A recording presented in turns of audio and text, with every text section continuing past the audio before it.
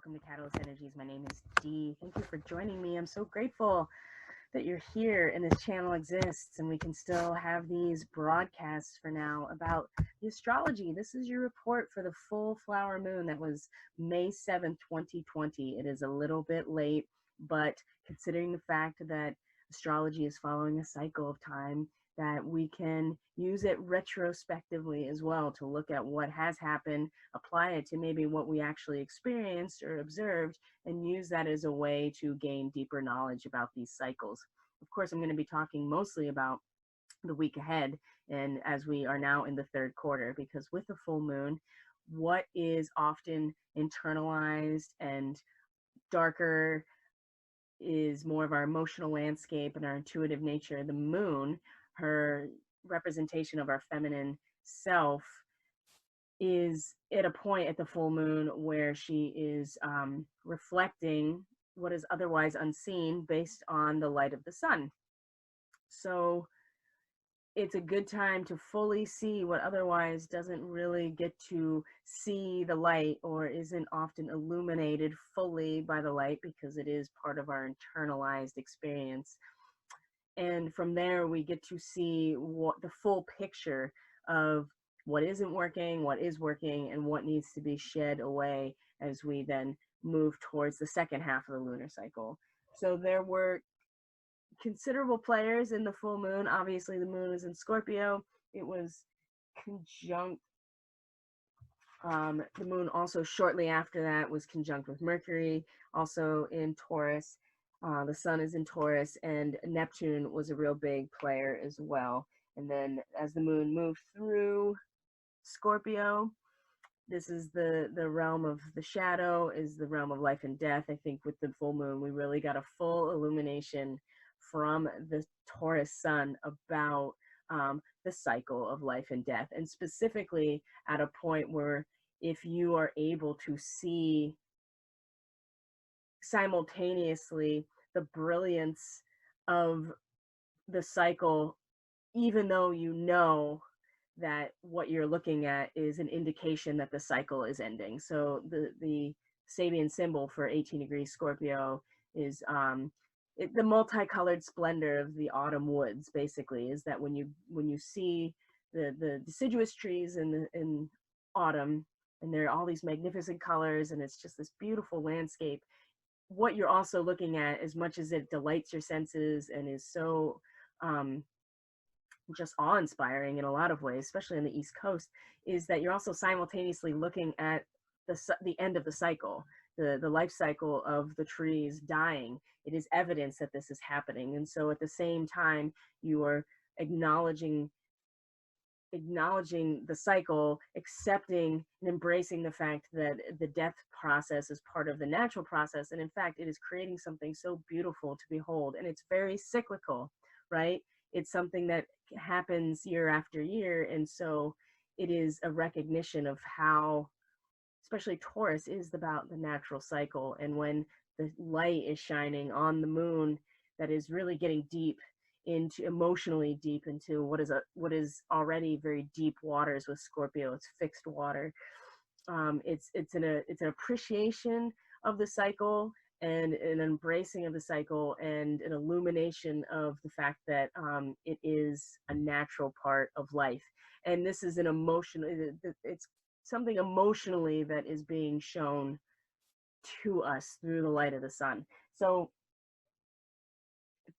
as well with that, again, Mercury in Taurus is getting into late Taurus now, and Mercury's getting close to home. He's going to move into Gemini, and so that's what we'll talk about, because this week it's very busy. There are 3 planets going retrograde this week and 2 ingresses, which means that a planet moves into a new sign, right? 2 ingresses, 3 retrogrades, all in this week. So the full moon is illuminated about this construct of life and death, and embracing and celebrating and seeing the beauty in the death process, and knowing that it's cyclical and it's part of the natural process. That emotional aspect is coming up, and whether or not we're well integrated with that, that's in your chart. and what areas of your life that could be coming up. So this has already happened. So we've already gone through the moon in Scorpio. We've already, now we're in Sagittarius. There has been a little bit of a lift.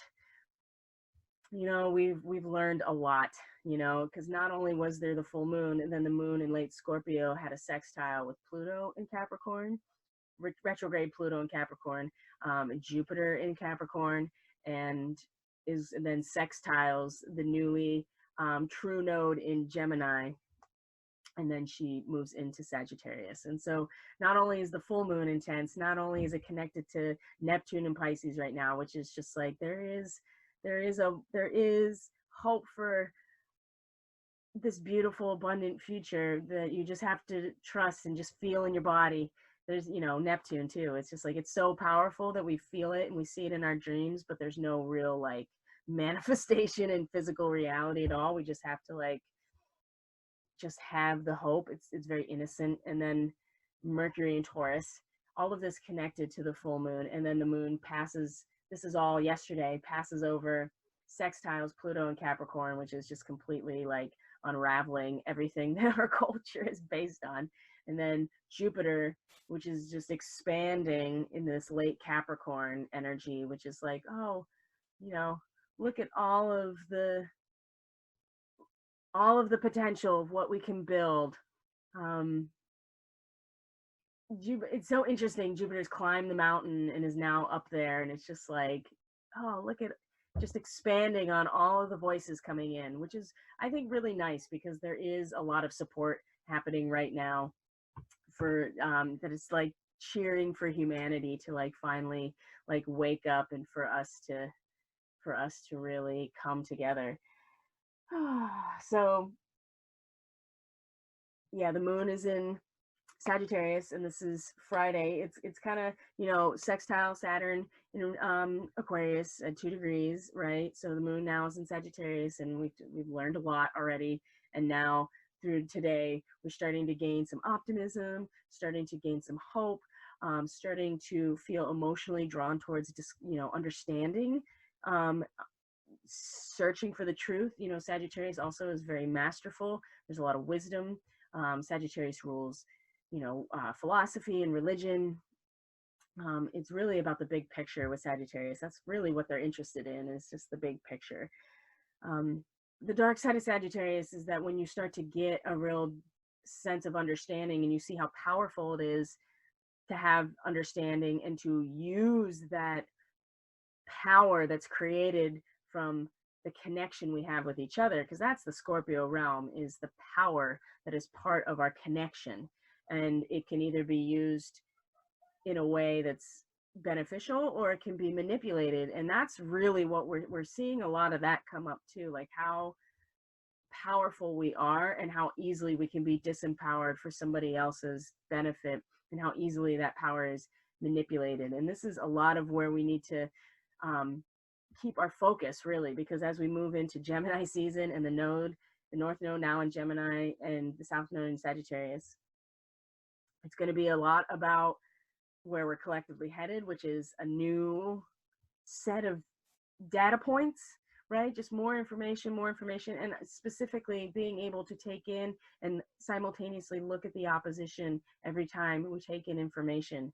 Whereas Sagittarius is more about belief systems, because you understand everything, you've analyzed it, you've gotten to Sagittarius, and now you're actually practicing the art of alchemy. But you have to get to that point, and there's a strong belief that comes with Sagittarius. And so as the moon moves through Sagittarius this weekend, which it is, today's Friday, tomorrow's Saturday, the moon will be all through Sagittarius tomorrow. It's going to square again our Neptune at the Great White Hope. You know, it's going to oppose, I mean, tomorrow a lot of this Sagittarian energy is really not going to be well aspected with everything. Neptune, it's going to oppose Venus, quincunx the sun, quincunx Mercury and Taurus, right? It's not really going to have good harmonious aspects until it is sextile with Mars in late Aquarius. And so by that time, oh boy, Mars in late Aquarius is just like, I'm ready to fast forward. I'm ready to like shoot through evolution, you know, I'm ready to exit the cocoon, you know, it's time for evolution. And the moon is like, yes, especially late Sagittarius. Here, let me help you. I'll give you this time old tested method that I've been using to create reality forever. And here, this is what has worked before, and I have full faith and belief in this. And Mars will be like, yes, this is how I can exit the cocoon and shoot forth into the future. Whether or not that's good or bad, it doesn't matter. That's just what the potential is. And then by the time we get to Sunday, right before that happens, the moon will in fact conjunct with the south node at the last degree of Sagittarius. And now we're looking at a moon emotionally that is ready to take a transpersonal position, you know, like out of a strong belief system. This is Sagittarius is very much about belief. Strong belief system is going to be opposing the North Node, which is like in last degree of Gemini is like we have all of the candidates laid out. It's time to pick a winner. And that's then the 0 degrees Cancer is you've picked a winner and you've chosen a side. The last degree of Gemini is the presentation where you then you choose and the show is over. So emotionally, we're going to want to stick to what we believe, what has already worked. In fact, we're going to try, you know, emotionally, that's really going to try to like pigeonhole that into our way of evolving with Mars and Aquarius. And I would really caution people, especially because the South Node is here now. This is where we've headed. This is what we've mastered. We need to look towards Gemini. This is our karmic destiny. And with the moon, we're talking about us emotionally coming into this South Node point of last degree of Sagittarius. We are very ready to identify our own personal emotions and feelings into a transpersonal religious executive in some ways, and that can be a person, but I think it's more about a belief system. And so this is going to reach its height Saturday night into Sunday morning. When we get to Sunday, which is Mother's Day, the moon then moves into Capricorn, and the tone is going to get very serious. And depending on what you did with that energy when the moon either conjuncted with the South Node or you worked with the fulcrum point of the opposition, which is like, look at all the possibilities of ideas you could have. If you were able to find the midpoint between those things, that is going to determine how the moon in Capricorn really unfolds for you. But then Sunday, moon in Capricorn, we have Mercury is going to trine Jupiter, Mercury in late Taurus, trining Jupiter in late Capricorn, both these earth signs, but also both of these, one is air and one is fire. And they're going to be connecting to each other. One is like, here, I'll have to read the 28 degrees of Gemini, which is where Mercury will be. I have to read this, and then I don't want to draw this out too much because it's just so much information, and this is just meant to give you an idea. All right, 28 degrees. It's two cobblers working at a table, and it's the twofold character of a person's mature understanding. The idea that we're getting really close to Gemini now, and so Mercury is starting to see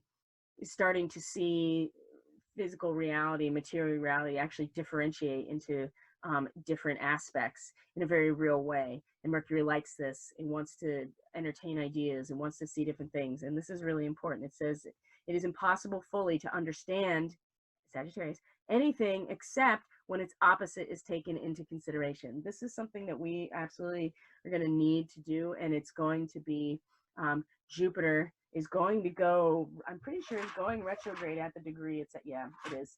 It's going to, everything's slowing down. Saturn's slowing down, Jupiter's slowing down, Venus is slowing down. The degrees they're at this whole week are going to be the degrees they go retrograde at. They're slowing down. And so Jupiter is going to go retrograde, trining Mercury.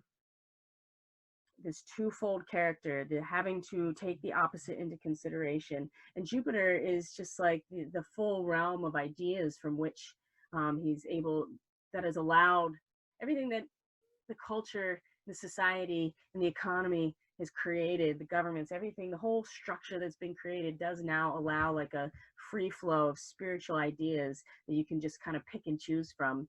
And Jupiter is definitely expanding on this. And there's a lot of potential, and there's a lot of support, natural support that is coming in, and Jupiter is kind of entertaining all of it. And so Mercury is ready to go into Gemini and they're really going to support each other a lot. This is Sunday still. And then the sun is going to sextile Neptune. So Mercury already did at that point, and now the sun. So where are we in the mind? Got a sense of what do we value, being supported by like Neptune's powerful inspiration and spiritual revelation around like there's feel it out, that there is something, what's happening is a spiritual awakening, but it's not obvious, it's not written out, it's something that we have to intuit in some ways. So Mercury's there being like, what do I value? And then the sun comes around and it's just like illuminates what you value. This is Sunday. And then this is all like the moon is in Capricorn. So again, very serious tone, emotionally very ambitious. We have a job to do emotionally. And this is also when Saturn goes retrograde at the end of Sunday. So, and then the moon also trines Uranus in Taurus. The moon squares Chiron. So again, there's just so much happening. And there's a lot of shifting. That's really the big message for this week, is that with the full moon, it showed us a lot.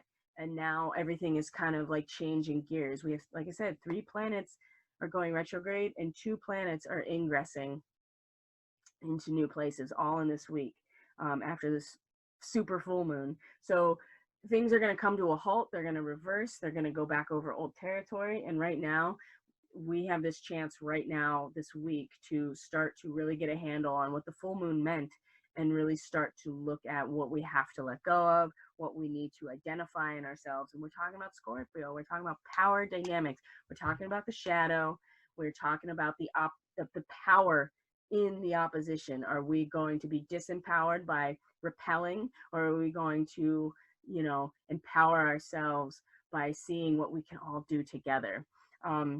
And sometimes things have to die. And I'm not saying anything in particular, but this is a natural cycle. And we can see that happening and also be in awe of how beautiful it is, because it's just as much a part of the natural cycle as anything else. And I think we really struggle with death in this culture. And I've talked about this a lot. So this is Sunday, moon in Capricorn, Saturn goes retrograde. So let me talk now. The rest of the week is just going to be a real quick overview. Monday, here, I'll just read it. Monday, Mercury at the last degree of Taurus is squaring Mars at the last degree of Aquarius with the moon in Capricorn. And then Mercury moves right into Gemini at that point. And then the moon is sextile Neptune, is trine the sun, and then conjuncts Pluto. Tuesday, the big ones, is when Mars goes into Pisces. Okay, so Monday, Mercury goes into Gemini. Tuesday, Mars goes into Pisces. And Venus goes retrograde. So Mars moves into Pisces, Venus goes retrograde on Tuesday. Now at this point, you have Mercury in Gemini, you have Saturn retrograde, you have Venus retrograde. This is all by Tuesday. Saturn retrograde, Venus retrograde, Mars in Pisces, Mercury in Gemini. Wednesday is, and then the moon moves into Aquarius. Wednesday, moon Aquarius, it's a lull. It's dead zone. Not that there's no impact on whatever, but the transits are very minimal. And so Wednesday is going to be like, gather yourself. And then Thursday is the third quarter square with the moon in Taurus, and the sun in Taurus. Just plodding along, the sun in Taurus, one step in front of the other. It's very slow, it's very steady, right?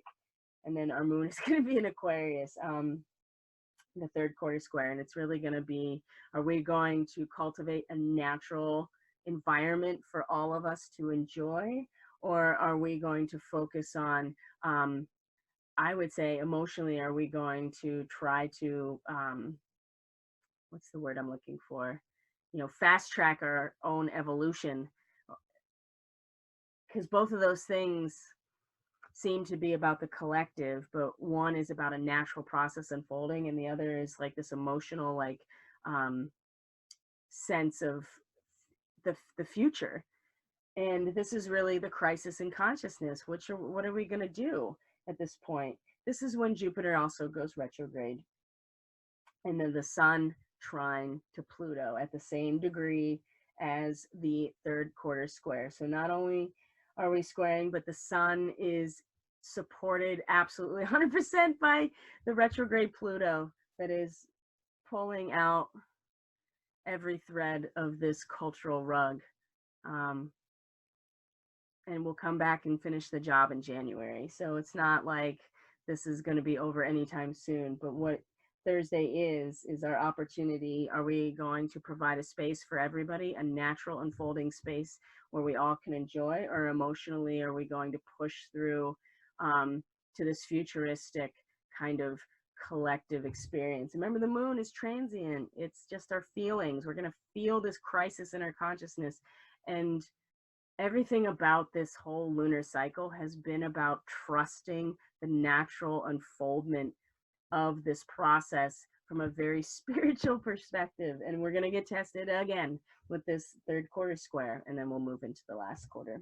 But this is the day that Jupiter also goes retrograde in Capricorn, and that the sun indeed is trine to Pluto retrograde, completely the two agendas completely supporting each other. Which means the moon is also going to be,